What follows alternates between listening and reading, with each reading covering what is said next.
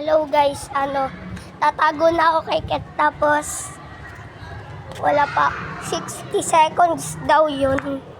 Kaya kailangan ko na magtago. So, yun, papunta na ako sa bahay namin at saka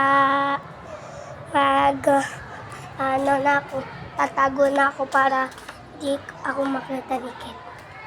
So, alam ko, dito lang. Alam ko yung hiding spot dito eh. Ayun. Madilim lang. Medyo madilim lang kasi nasa bahay na ako. Hindi.